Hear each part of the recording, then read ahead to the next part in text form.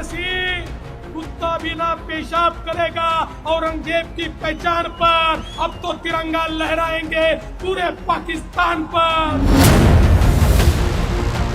फडणवीस ओवैसी ने भरे मन से एक दूसरे की उड़ाई धज्जियां। ओवैसी फडणवीस का बयान सुन हो जाएंगे हैरान। नमस्कार, मैं हूं श्रुति और आप देख रहे हैं इंपैक्ट लाइव। अबे तू सुन ले मेरी बात को। अब तुम होंगे देवेंद्र फडणवीस, तुम फडणवीस हो इसलिए तुम मुझसे कह रहे हो। अरे मैं किसी के पैर के पास बैठकर भीख नहीं मांगता, मैं अल्लाह की बारगाह में सर झुकाकर दुआ करता हूं। भीख मांगूंगा मेरे रब से जो जमीन आसमान का खालिक है। मेरे मुकद्दर में कामयाबी है तो कोई माइकल लाल उसको नहीं रोक पाएगा इंशाअल्लाह ताला। ये बार बार डराते हैं, गोली मारेंगे, जेल को डालेंगे। डालो ना बाबा, कौन तुमको रोक रहा है? फडणवीस को डर लग रहा है कि मेरा क्या होगा, तेरा क्या होगा। फडणवीस बोलना पड़ेगा अब।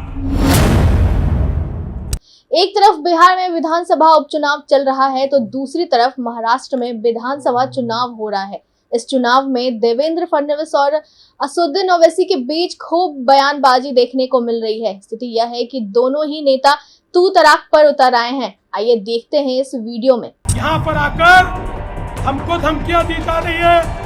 यहाँ पर आकर औरंगजेब का महिमा मंडन हो रहा है। मैं बता देना चाहता हूँ, भारत का जो सच्चा मुसलमान है वो भी औरंगजेब को अपना हीरो नहीं मानता। अरे औरंगजेब तो आक्रमणकारी था, उसने हम पर आक्रमण किया था।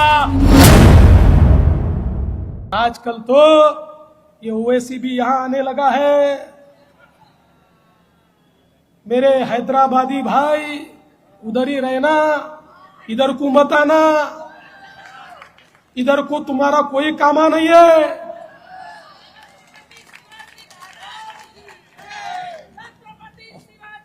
अरे भाई मैं समझ नहीं पा रहा हूं ये क्या यहां पर हो रहा है।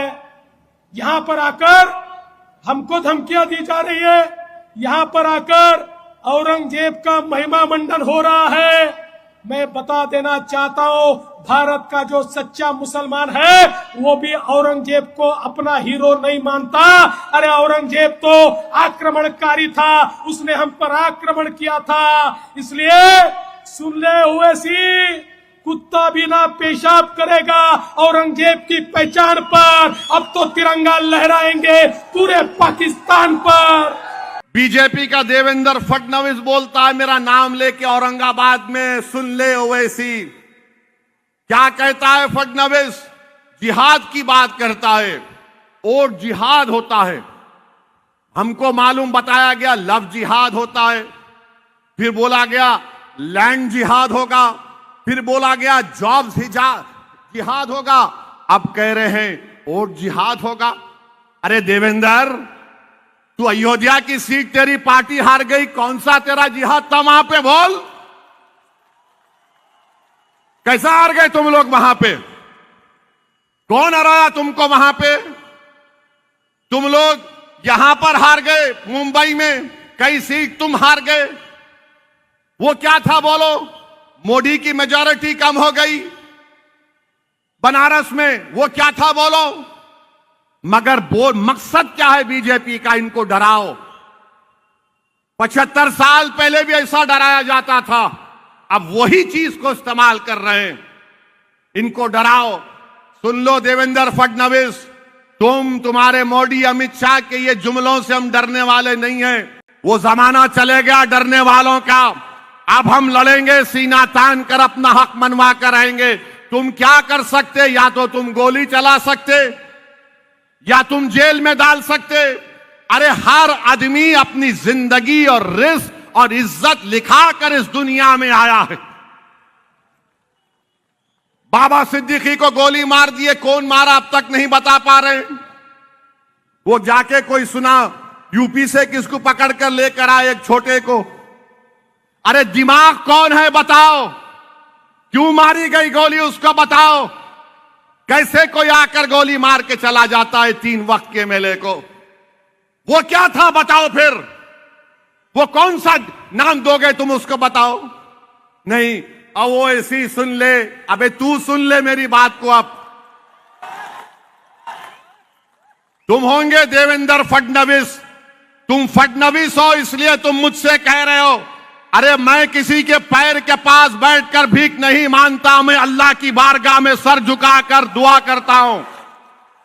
भीख मांगूंगा मेरे रब से जो जमीन आसमान का खालिक है। मेरे मुकद्दर में कामयाबी है तो कोई माइकल लाल उसको नहीं रोक पाएगा इंशाअल्लाह ताला।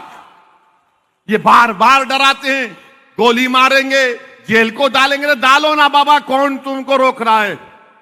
हम तो हर हाल में इस दुनिया में आए तो जाएंगे एक दिन, तुम भी जाओगे मैं भी जाऊंगा। अब फडणवीस को डर लग रहा है कि मेरा क्या होगा। वो एक पिक्चर आया था ना मशहूर बहुत, उसका एक बड़ा डायलॉग था कि तेरा क्या होगा फडणवीस बोलना पड़ेगा। आप इनको उसकी पड़ी हुई है।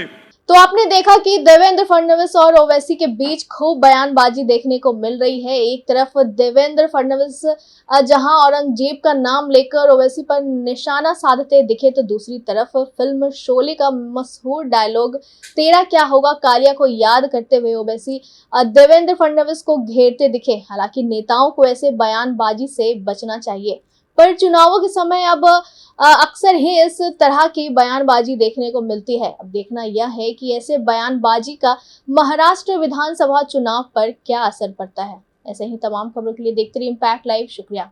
सुन ले ओवैसी, अबे तू सुन ले मेरी बात को। अब